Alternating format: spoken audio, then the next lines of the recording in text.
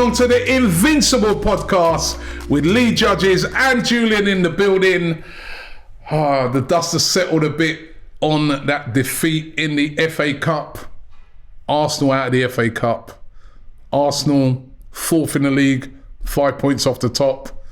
A horrendous Christmas period and New Year. One win in the last 7 games. I've got to ask a question, guys. And it's a legitimate question because I've seen people saying Arteta out. I've seen people laying into the manager, the team. I've seen other people saying, no reason to panic. Listen, it is what it is. It happens. You know, the players are away on a little break now. They'll get it back together. Is this a blip? Or is it time to start panicking when you've seen some of the performances? What's happened, Lee? It's more than a blip. It's I think it's starting to worry. You know, 1 in 7, as you said. I don't know when that first defeat was, or first game, probably Aston Villa, was it? I never would have said that we wouldn't have won, if someone would have said we win 1 in 7, and that was against Brighton when we put in a good performance. If you look back at that Brighton game, 2-0, it should have been 10. You know, the theme is that we've missed chances. West Ham and Liverpool combined, I think we had 41 chances. 43. Was it 43? And we haven't scored. So 43 shots on goal in the last 2 home games, no goals. 61 shots, I think it is, over the last 3 games, 1 goal. 61 and we had shots. An XG of over 6, and we scored 1 goal from it. So there's an underlying problem. It's shocking. So there is a worry now. I don't think that we're going to get anyone in the transfer window. So from that point of view now, it is worrying. Jesus down, don't know how long that's going to be. So it is more than just a blip now. It is worrying. I don't blame Arteta for the game on Sunday. I don't believe it was his fault, but there's certain things now that he has to own. And I don't know what he's going to do. I think he's got to own. The one thing that I think he has got to own is that he's gone into the season with that strike force. He felt that it didn't need upgrading. He didn't feel that it needed doing. He felt that it was sufficient to go into the season.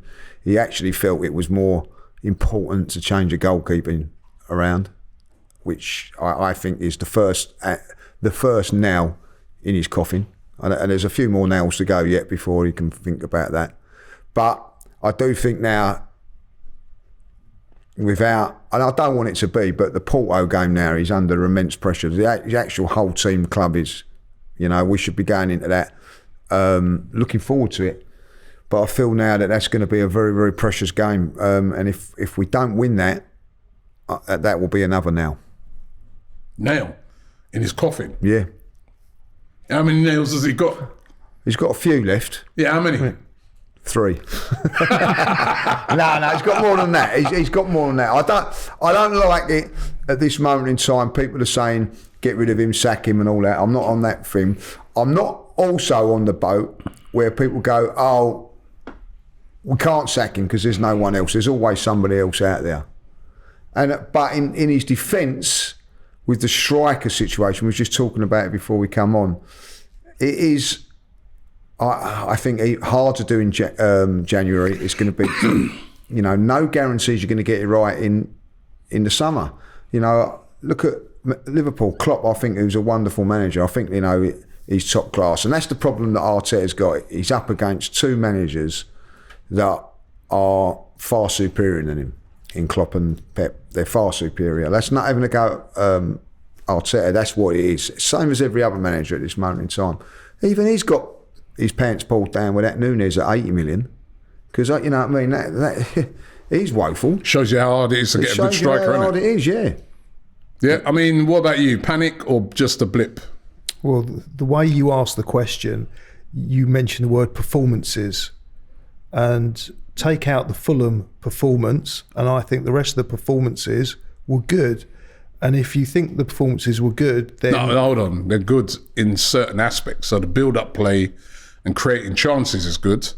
The overall performance is poor when you miss so many chances. No, if you can have 61 chances or 61 shots, say that it's good. and you just said there's an XG of 6, and out of that you've scored 1 goal. Those are not good performances. Well, those are good patterns of play. There's a good build-up play. You could say we are creating a lot of chances, but how can it be good if we not only scored 1 goal? Well, if you're going to judge a performance on the result, then you don't even talk about the performance. You say the result was bad, we lost, and as you've said, in the last seven games we've won 1.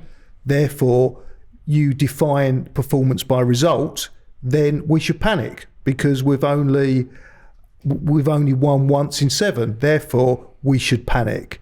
But I don't define it by that criteria. I don't think there's anything fundamentally wrong with the way that Arsenal are playing, other than a very, very important fact is that they can't put the ball in the back of the net. And what I need Arteta to do is find out why that is, because yesterday when he was asked the question of why did we lose, he said because we couldn't score. He was deflecting. Of course, it's a bit of a tongue-in-cheek comment, but it's not just a case of stating we didn't score. We all know that we're missing chances. We all know that there's something wrong with putting the ball in the back of the net. What my question to Mikel Arteta is why can we not put the ball in the back of the net? The players that he has brought in, yep, good enough to put the ball in the back of the net, because he brought Kai Havertz in, right, who we know from watching him at Chelsea is not a clinical striker when he played as a striker for Chelsea. Not even a striker, really. He's done all right in midfield for Arsenal. He played him as a striker in that game, and he knows he's not clinical. And most chances fell to him, and he didn't put them away. Eddie Nketiah, his decision to have Eddie Nketiah and to give him this contract, etc. But is Eddie Nketiah going to get you 20 goals in a season? Well, I think if we look back at last summer, we were all looking at why were the reasons that Arsenal didn't win the league. And when you look back at last season, we scored 88 goals. Now, 88 goals is enough to win you the league. The reason we didn't win the league last season was because of the defence and how we capitulated in several games and let in too many goals. So I didn't hear anyone screaming last summer when the main transfer window was open that we particularly needed a striker. No, there's a lot of people saying we needed a striker, and that's not true. Well, there was a lot of people at that time saying, great signings so far, but we need a striker. Get Ivan, well, wasn't much Ivan Toney because he was on the ban, but people were talking about Osimhen and throwing various names in there. We needed a striker then. Yeah, but ultimately, as I said yesterday, we're not the Premier League and football. It's not fantasy football. There's a reality behind it. And the reality is there's not an undefined amount of money that we can spend. But we spent £65 million on Kai Havertz. Right? And if you go and buy a player like Kai Havertz and you're thinking to yourself, all right, he's versatile enough that he can play as a striker, you've got to take into account, is he clinical enough when in front of goal? Is Kai Havertz clinical enough? Is Eddie Nketiah clinical enough? Those are decisions that have been made by Mikel Arteta, and are those decisions now coming back to bite us because the two wide players are not scoring goals like they did last year? Now, and then the other problem has been Jesus. Is he clinical enough? Is what he's gone with? And he uses £65 million. That's a lot of money, that is. A lot. Yeah. You can get a good striker with that. He used that on Havertz. Yeah, he did use 65 million on Havertz. He brought Havertz in not as a striker. He brought Havertz in to replace Xhaka. So why did he play then yesterday as a striker? Because there was an injury to Jesus. No, he's got Eddie. Why didn't he play Eddie then? Because he felt, Trossard. And the majority of us felt before the game that... Not me. Not you. I said the majority of people felt before the game that Havertz, including the two of us, was the best option that he had available to play as centre forward yesterday. Now, the other thing he did in the summer... Why is that though? Because we're fed up with what we've seen with Eddie. That's my, you know what I mean? I'm fed up with watching Eddie and not doing the business. Nothing against him, but this is on Mikel. He's been, for how many years has he been here already? 3-4 years now, and he's still there. And when it comes to an FA Cup game, he's not the central striker, is he? In front of in an FA Cup game against a weakened Liverpool team, you're choosing a midfield player to play up front instead of the main striker you've backed for the last 2 or 3 seasons. That is on Arteta. He hasn't backed him as much as he is my central striker. He's always had him as his reserve. He's never been first choice, other than for a few games towards the end of a few seasons ago. He dropped Jesus for him against Fulham last week. He didn't drop him. He rested Jesus because we had a game. But in my opinion, they had a game. Eddie was there last week against Fulham. A few days before. Against Fulham, he chose against Fulham in a league game that Eddie was his man. He didn't choose him yesterday. He's using the squad, which he should be doing. He's been criticised for leaving certain players out. No game following that FA Cup game for 2 weeks and going on a winter break. You don't need to use a squad. What you then need to do... So he chose Havertz as his first choice yesterday. But why? Lee's making a very good point. Why? He's not a striker. Your main striker... You've got 2 players actually who can play striker. You can play Trossard there, who's played as a striker many times, sort of false number 9 type striker. And you've got also Eddie Nketiah, who's supposed to be your main guy if Gabriel Jesus is out, right? And he played him... Okay. He played Havertz. Whatever we think, Robbie, that's what he should be doing. He should turn around and go, look, we all said Havertz, like, you know what I mean? But he should be saying no. You did, I didn't say. I said Havertz, right? I said Havertz as well. But he should be saying, no, do you know what? I'm backing Eddie. You're my man. You're my man that comes in and said, because that's what I paid you the contract for. That's why I'll give you the 14. But he hasn't. Why? I want to know why. So why did he, what? Why has he not played his man that he's back for the last 3 years yesterday? Who? Eddie? Yes. Because why don't you go Eddie every time he has a shot? Because I like him and I support him and he plays for Arsenal. Right. Well, so there's nothing wrong with that. No, I admire that. That's good because I won't mention what you sung that time at Chelsea. Well, I don't mind. I mean, I did sing it along with a load of others. Yeah, but not me. I actually sing it now. I can play for England as well because he has as well, like, you know. So yeah, but when you say backed Eddie, he's backed Eddie as much as he's got him in the squad. He's not backed him to be our number 1 striker. And his view, and the majority of our views yesterday, he is the number 2 stroke number 3. So there's no Jesus, so why didn't he go with him? Because he felt that Havertz was a better option for that game, and things haven't been going well up front, so he wanted to change things around. People have been calling out that things needed to change, so he's put Havertz up front. He's made a change. And again, it didn't work out. So my question, going back to it, is why... Lots of these changes are not working out at the moment, aren't they? No. So there has to be a thing. I'm not saying that there's nothing wrong. There's obviously something wrong up front because they're creating the chances and they're not putting the ball in the back of the net. Why? And the other thing that... Listen, I've got my own theories on why. That point. Could one of the reasons be because the guys that are up front are not clinical enough? So when when they get the chances, they're just not in them. They're just not natural strikers. It's just not in them. They're not Harry Kane. They're not Haaland. They're not these guys who will just bang, right? That he's chosen. Okay. Right? Could it be that no matter how much obviously you can get on the training ground, work on that, try and improve that. But really and truly, they're not those guys. And the answer to your question is no. And I'll tell you the reasons why it's no. Because they have been in the past, in the recent past. You look at their performance. If you look at our front 4, and I'll include Odegaard in that, in the 3 that play up front plus Odegaard. Currently, after over half the games this season, they've scored collectively 10% of the goals that they scored last season between them. So what I'm saying is those 4 are capable. They have the skills to be those clinical finishers, but they're not now. So what's changed? The personnel hasn't changed. The performances have. So why is that? Because I believe they are capable of being those strikers, of being clinical. And the reason being is because they've done it before, and you can't say that they're sort of 29, 30, maybe they're starting to lose pace. Actually, the opposite argument would apply, that they now should be a year better. You've seen some of the rumours that have been flying, well, not rumours, but you've seen some of the sort of people going in online. Some people saying sack Arteta now, which, you know, I think that's over the top. But some people saying that, you know, and Lee's been one of the people who's been saying, you know, he's been saying it. I mean, do we actually need to sort of apologise to him after last week?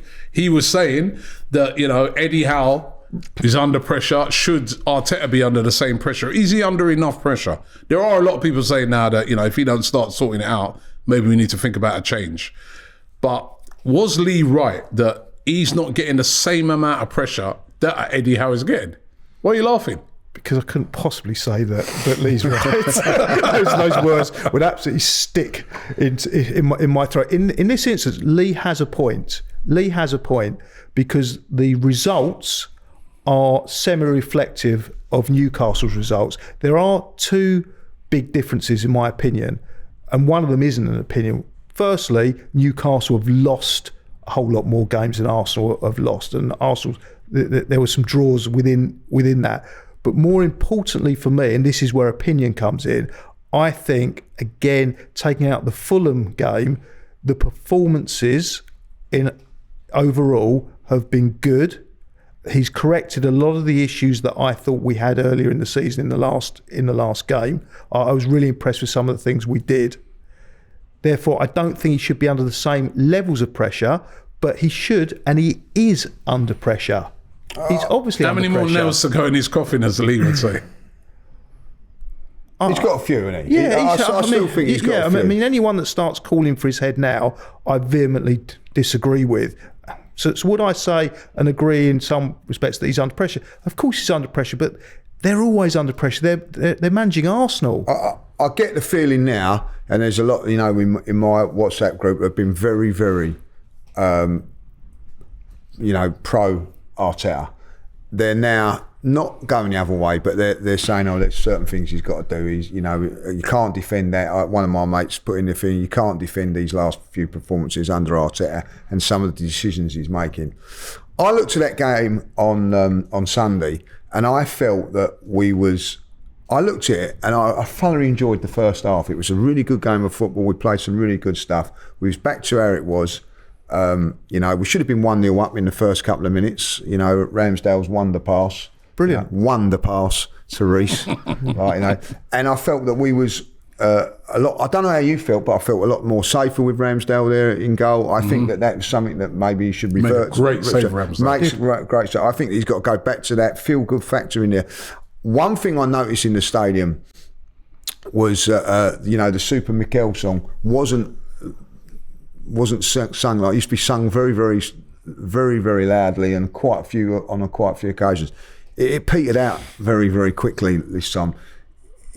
I think that Arteta now is under a little bit. I think he's got some real big decisions to make come that Crystal Palace game. I really do think, yes, one of them's the goalkeeper. One of them is what he goes with up front, because we don't know what's the matter with Jesus. And I think that the midfield has also got to be looking at him. I think, was it you that got a little bit ridiculed for saying about Jorginho coming in? Yeah. People didn't go He was that. excellent, He was actually. excellent. He was excellent. And we looked a little bit more... Balanced. Yeah, a little bit more balance, everything, with Ramsdale and Jorginho back in that team. And I think that's where he's got to go to now, like, you know, Jorginho. I think agree. so. Let's just go on that one, right? This is, you know, we're looking at Arteta for me, is still the guy for the job. You know, I think people have to remember what he took over. He took over an absolute mess at Arsenal. You know, I was on a show where Liverpool fans reminded me that, you know, Klopp won his first Premier League, I think, in his fourth or fifth season. Yeah. Right? I'm saying, so they're saying that Arteta has to do that. I think Klopp took over a better team. The team that Klopp took over was underachieving. But remember, they nearly won the league under Brendan Rodgers just before that, haven't they? Yeah. Right? And they'd won yeah, quite a few cups. Right? And then, you know what I mean? So that would whilst Klopp had to come in and make a lot of changes and he rebuilt the team, and we know that, but he didn't pick up an absolute mess that what Arteta picked up, where he had so much problems to solve. Remember, we were having to make players like Ozil walk away with his contract cancelled. We had the old Aubameyang saga. We had to get rid of all these defenders. There was all these players that were on big contracts that we literally just had to give them away. He had to deal with all that. That takes a couple of seasons to get rid of that. And in that time, he also won a league, right? He, also won an FA Cup league. Won an FA Cup in that time, right?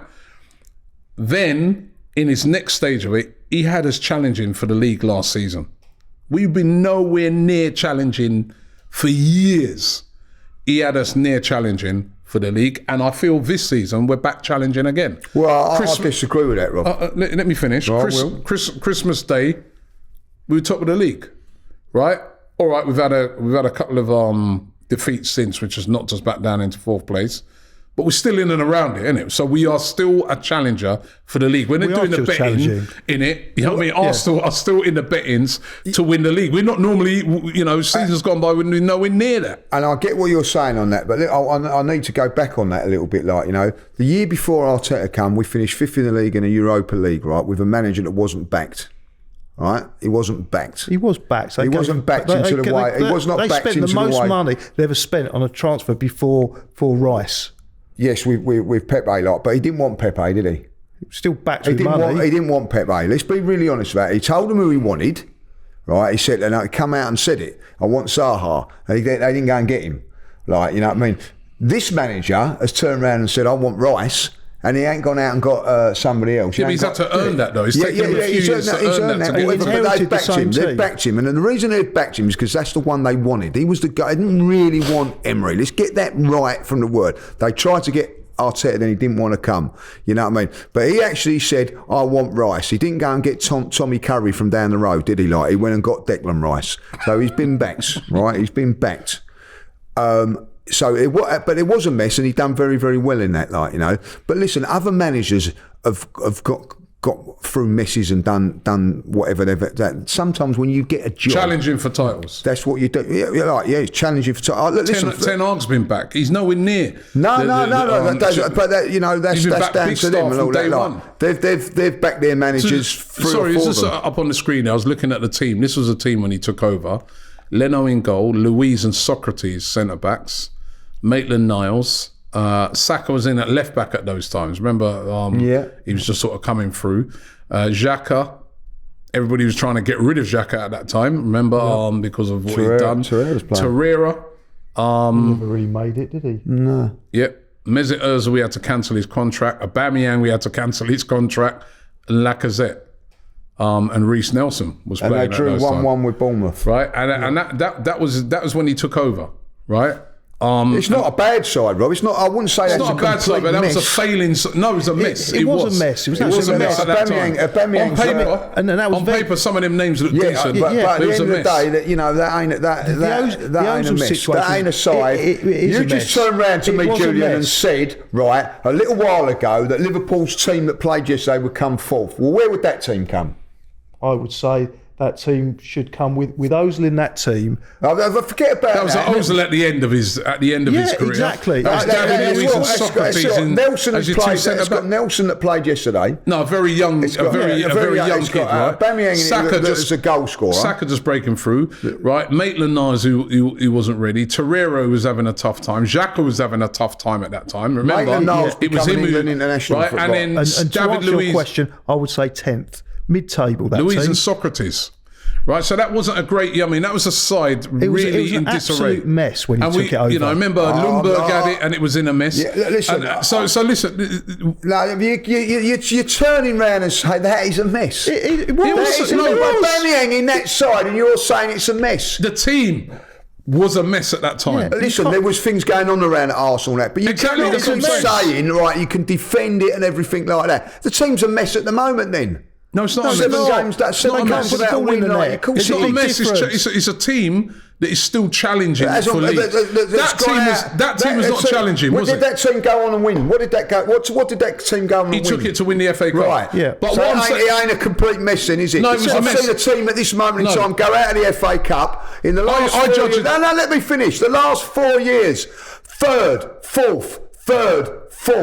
In the we've gone out the first round of the Carabao Cup this season, and you're saying that's not that that's not. No, that's not great. But he did win the FA Cup. Yeah, he did win the FA Cup, right? So what I'm saying is, this. Shows right? what great I judge manager a team. I judge a team not off of how they're going to compete in an FA Cup. What do you mean a great manager that he was? Hold on. Yeah. Let me just say. With that We've got a better team now. He hasn't won nothing, Julian. Don't start saying talking crap. With that mess that he inherited. With that mess, he's a great manager. He's won. Why hasn't he won nothing now? He got a short-term kick out of that mess. I'm sorry, don't stop making it out that he's such a mess, the greatest manager in the world because he got through a mess. No, listen. At the end of the day, I'm not giving him credit for what he's done, but don't start telling me like that's the reason. You need to think back, right, to when he took over this team.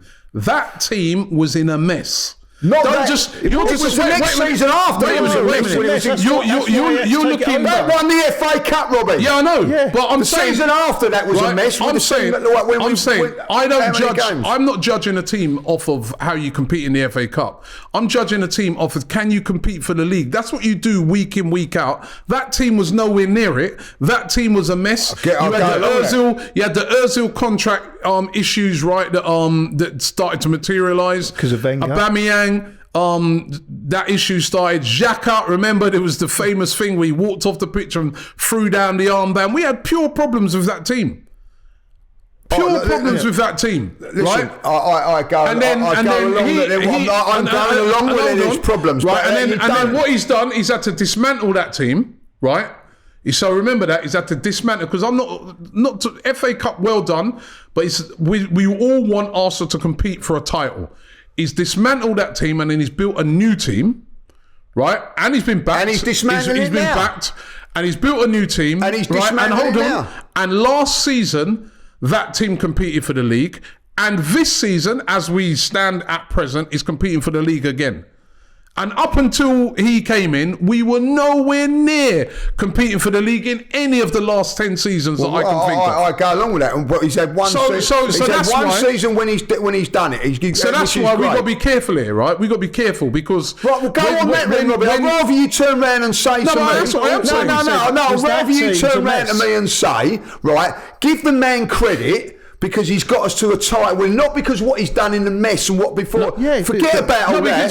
Because he's done well now, and he should be praised for what he's done last season. You've got to acknowledge the work that he's done. So this is what I'm doing, right? I'm acknowledging the work that he's done in dismantling a team, building a new team that's got Arsenal back to competing for titles, which we could have won last year, but we probably fell short because of inexperience. Was a mess last season. Right? He's done it within one transfer Klopp, by the way, he's a great manager. I think great manager, won one league.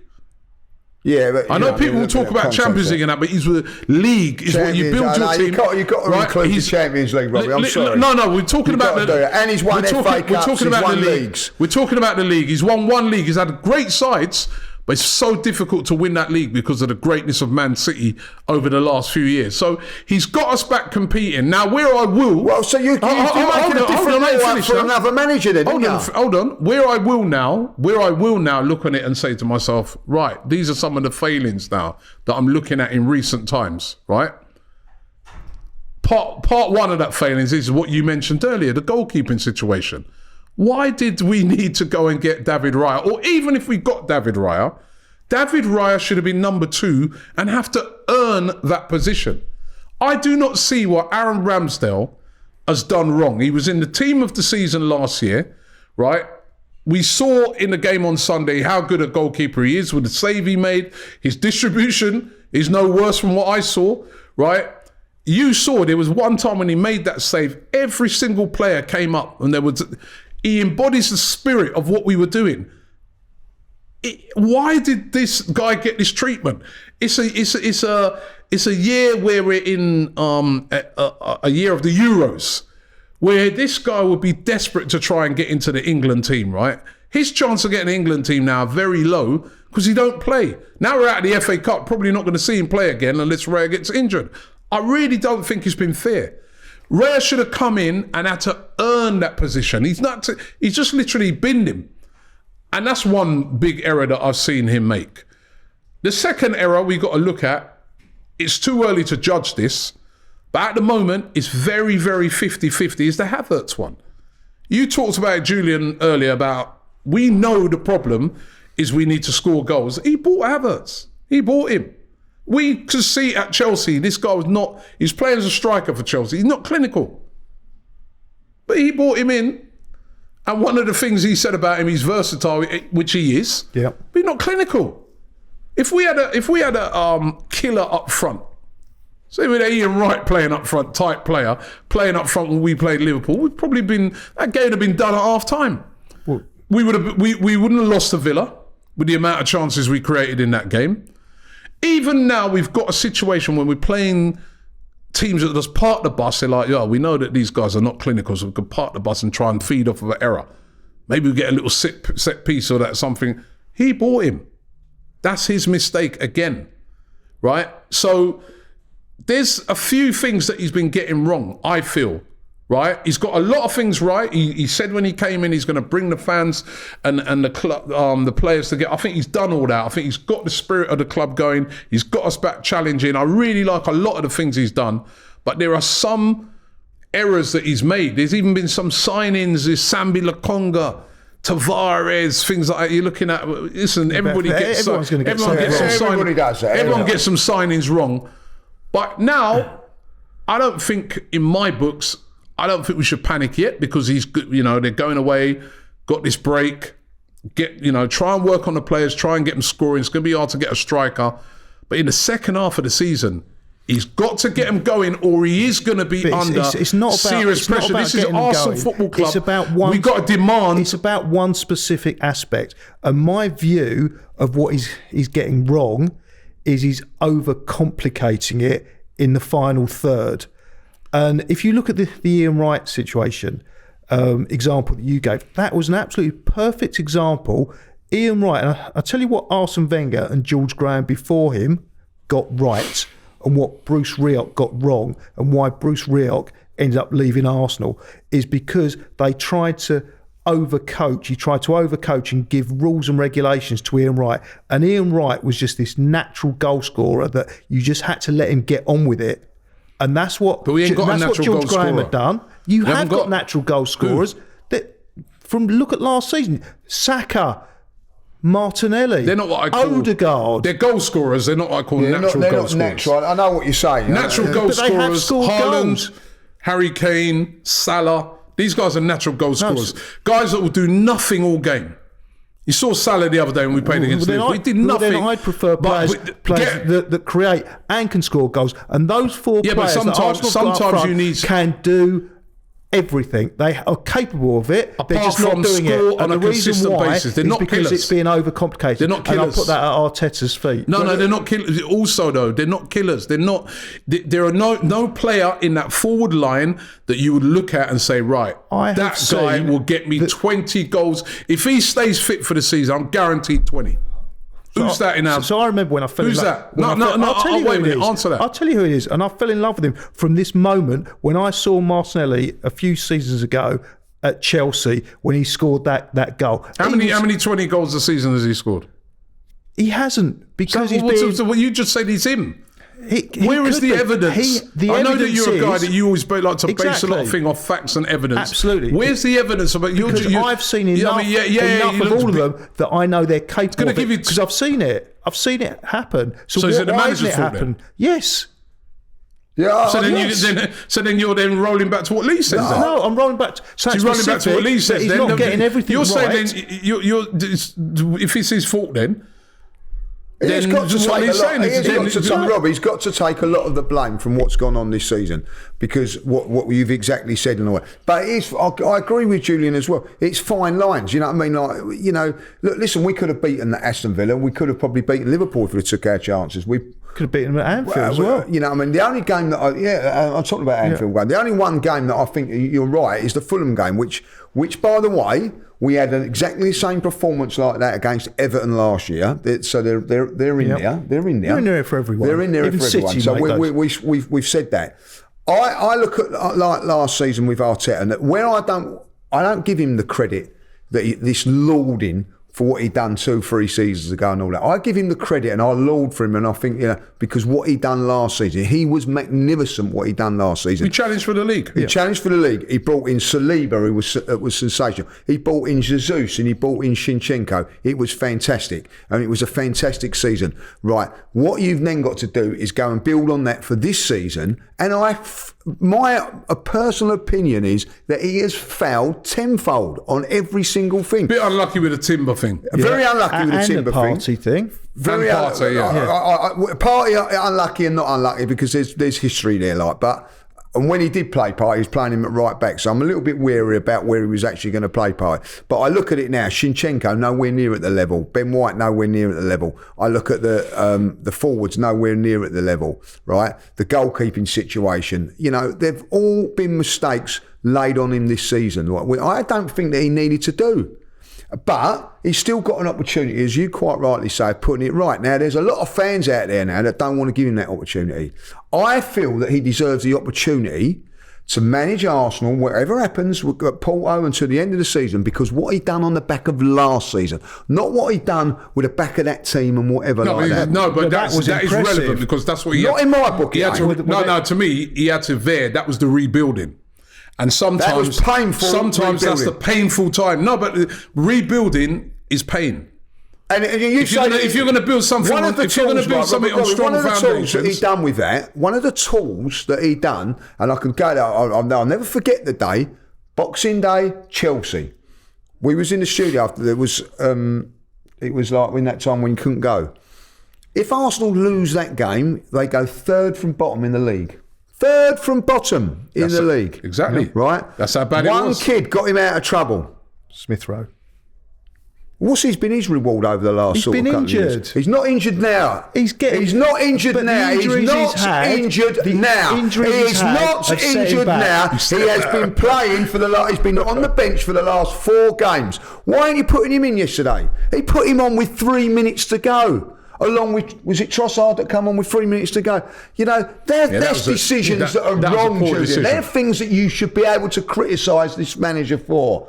And that's what I do. I look at that game yesterday. It was going nowhere. In that second half. Klopp made 2 changes and we brought on someone like Jota. We didn't do nothing until we was a goal down road. That is down at Arteta. That is where he's got to get better. If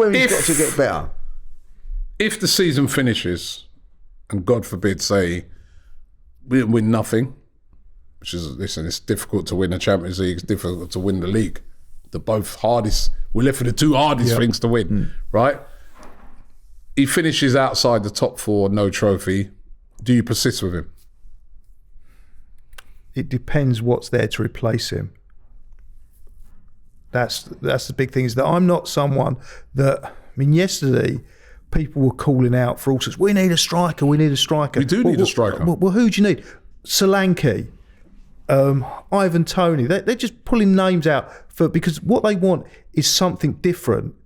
It's not about but for a lot of people, you need a goal scorer. And I would say that it would always be great to get a better player in. And in the same way, if you're saying should you replace him, I'd always say yes, if you can replace him with something better. So it's all to do with what's available, not just get rid of him. What about you? Absolute crap. You know what I mean? So let's replace him with no managers out there. There's no managers out there. But who's available? All the best managers. You make them available. You make them available. In the real world, do you think Tottenham will we sack Mourinho? You know what I mean? Or we better keep him because we've got no one else. That is a mental attitude at the end of the day, if he's not good enough, there's someone out there that can. If there is someone better, then yes. Well, there must be someone. But if they don't get in the top 4, I don't care if he doesn't get into the top 4, right? So who would you replace him with? I don't know this moment exactly. in time. You know what I mean? Let's just replace him with nobody. I'd have to go because I'm not a scouting manager. Like managers like De Zerbi? Yes. De Zerbi would be one that I'd maybe look at, you know what I mean? Eddie Howe would be another one I'd look at, Eddie Howe? Yeah, he got us in the top 4. He got Newcastle in the top 4. That's good enough. You know what I mean? Ange Pochettino, get in from Tottenham. I don't know. You don't know. But what I'm saying at this moment in time, Listen, the context of it is, if we don't get top 4, but we get to the Champions League final and lose on penalties, I think it's very harsh to sack him. I'm going to be really honest. If we go out against Porto, right, and we don't get top 4, damn right we get a new manager in. Damn right we get a new manager. Do you know why? Because we're Arsenal Football Club. Because no other football club, big would go on down that route. And what happens if we had the most massive injury crisis?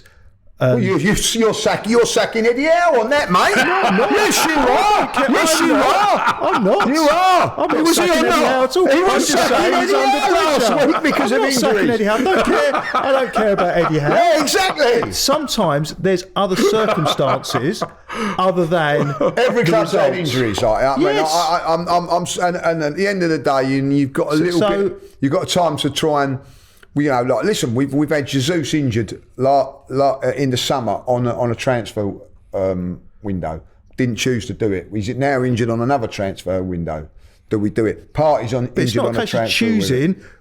If we no, it isn't. Well, it is a choice. We can commit to staying within the rules, or we can go down the Everton, Man City probably, Chelsea probably path of short-term pleasure for long-term misery. Listen, we've been for a very long time since we won the league.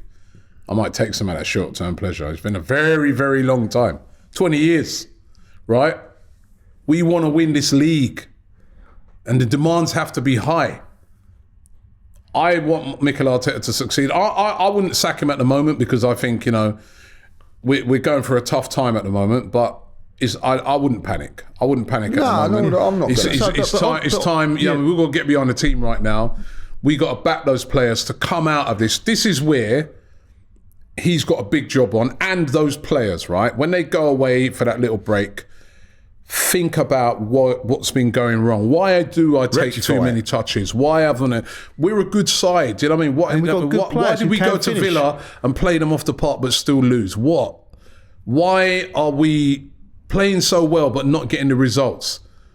Why all of a sudden are we not defending set pieces well when we were doing it so brilliantly at the start of the season?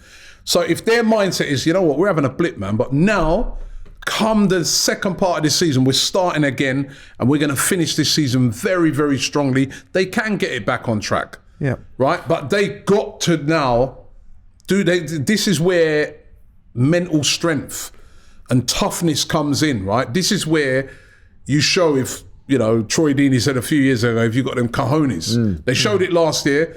Have you got that now that you can say, right, you know what? Because that's what City do a lot. A few weeks ago, about 6 weeks ago, there was loads of doubts being cast on Man City. They psychologically, they're not there because they've won it all last year and they've come back and, they're losing games that they wouldn't have lost and they're not the same City and all these doubts on them. Now look at them. All of a sudden now everyone's scared again now. They're like, De Bruyne's back, Doku's back. Boy, they're doing it again. Because they're now saying, right, we're back. You lot doubted us, we're going to show you. We got to develop that. Yeah. Well, I know we're not as experienced as them, but we got to develop that now and say, this second half of the season, we got, and if these owners, maybe they need to dig in their pocket on this transfer market. I know, listen, financial fair play and that, but there is a thing as well where owners can lump up a bit of money themselves. Yeah, and they've done it before. They've done it with their. We're already there on the financial fair play. You don't know, Julian. That's the thing. Everybody, hold on. No, you don't know. You don't. You know what the thing is? A lot of this thing with the financial fair play, we don't know the exact details of Arsenal's sort of because they're no longer. The rules are quite well defined. There's a lot of speculation that we're at there. You can read the rules. Hold on, there's a lot of speculation, but we don't know. And so you've got no transfer budget whatsoever. We have to sell. We're that close to the mark. That's why they didn't buy Raya outright. But they would have held back. That's because they were holding back some money. Here's where the money comes in. Probably next summer, depending on our Champions League. But you've also got a thing in financial fair play where your owners can also we've already utilised that money. Use some of their own money out of their own pocket. If you look at financial fair play, without the owners putting the money in, you can make loss of just 5 million per season. If the owners put money in, their own money investing into the clubs, then you can add an extra 30 million. So you can have 35 million of losses over each season, and they look at an average of 3 seasons. Yes. So we don't know the exact position because we do. We're close enough to know. Hold on. The speculation is we are right, but the fact is now that the Cronkies own all of it, they don't have to disclose all the in and outs, right? But they've put the money in for the Declan Rice, for the Havertz. We don't know. We don't know what wiggle room they've got. We don't know if they're able to put a bit more in. We don't know. But if they are, they need to back him in this January transfer window to bring in something. I do feel we need to bring in something and freshen up this team. Yeah, it would be great if we could. We need to bring in something and freshen up this team. If it means we risk a points deduction because of it, I say we don't. In saying that, Rob, and this is a really important point, because somebody said this yesterday, Mark said this yesterday to me, his last 4 or 5, 6 signings, if you go back to them, have been poor, right? One out, like, how many hits of it when you go into it? Kivior, has he been a hit or a miss? Miss so far. Jorginho, has he been a hit or a miss? I think he's been all right. I'd say he's been all right. I think we should utilise him more. Yeah. So it's you know, it's Declan Rice. Trossard, has he been a hit or a miss? I'd say hit. Yeah, I wouldn't say it's not a hit, but I think for a guy that's been there's one you're going to go straight away.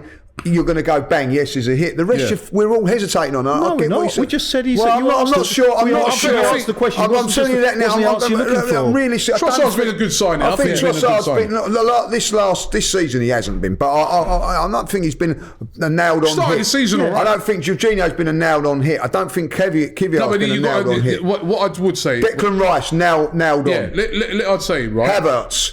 He can't. Timber. Not yet. Timber should have been injured. I think he would have been a great signing. That's unlucky, but it's still not a hit, is it? Sambi Lokonga, miss. But it didn't spend a lot on miss. him. Well, I think you've got to take in context of what you spent on it. Sambi Lokonga spent £20 million. That's a flop. Vieira. Right? Miss. Vieira. Miss so far. Miss so far, yeah. Miss. So far. So, yeah. There's been a few, but it's no. When you put it that way, no, Julian. It's been more when you go. It's not more. I would say Klopp's gone in there like the last couple of the transfer when he's gone in last time. Bang, bang, bang. All improved his side. We've gone in there and it's not improved. The facts are that they've not. The Havertz one now is coming back and biting him bigger. All right, Raya, is that a hit? There's another one. Raya, is that a hit? Hit or a miss? Undecided at the moment. How many more? Well, how many more? We've already. So that's every single one. Every single one. Rob, be honest. No. Every one there. I think Trossard, you'd say yes. Trossard, I put in a decent. Jorginho's decent because you consider 10 million quid. Jorginho is a hit when he hasn't coming as a squad player. Do you know what, Jorginho? He's a squad player. I watched it here on the other day. I watched it here. When we was doing the starting 11, they had the screen up showing the game. He played against Manchester City. Jorginho played really well. Right. And then we haven't seen him since. Well, then you're reinforcing the opposite point to what you're trying to make. Thank you. I'm not. Why is he not? He can't. He's not a hit if he's not playing week in, week out. Yes, he is. Not really. He's not played the last 4 games, Julian. He's not been in. To complement the squad. I think he's a squad player. So I think as a squad player goes. So as a squad player, I think he's done all right. Right. So I'll go it again then. Take him out of it then. Raya. Let's have this season. No. 4 signings. One of them's a hit. The other 3 ain't. Timber's unlucky. Rice is it a hit? Yes or no? Well, the answer is yes from what we saw of him playing on the pitch. So yes. I think Timber would have been a hit. Yeah. I'll still back the Timber one. Havertz were undecided. Havertz hasn't been a hit so far. And Raya were undecided. And Raya's not been a hit so far. No, I'd say undecided because he hasn't been. Well, we can't judge it till the end of the season, but so far, yes or no. So far, they're like this, isn't it? So the Raya one for me was. He's got to get, if he's going to have money in this January window, and there's not a lot of it, he's got to get it right. Or he's got to sell. Or he's got to sell well. £35 million on Vieira. Where is he? I know he's injured, but what has he contributed in the 2 years that he's been here? I like Vieira. Don't get me wrong. He looks like a good. Nothing. Who's that down to? That's been a miss. Who is that down to? At the moment, that's been a miss. But he's not going to get everyone right. You can bring any manager up and you can say his misses. How many's it? I get that. Arsene Wenger, loads of misses. I get that. Even George Graham. But what I'm saying is 2 seasons ago, I'll go back to it 2 seasons ago, Ramsdale, White, Tomiyasu were all signed and all that. We're going hit. Yeah, hit. Now you've got to a stage. Tavares in the same. Now you've got to this stage. You get to a stage, and the reason they're hits because you're at a level. Now you've got to get that level further. So it's harder, isn't it? Harder, and that is where you've got to be that little bit better. Not that's where it's going wrong for us.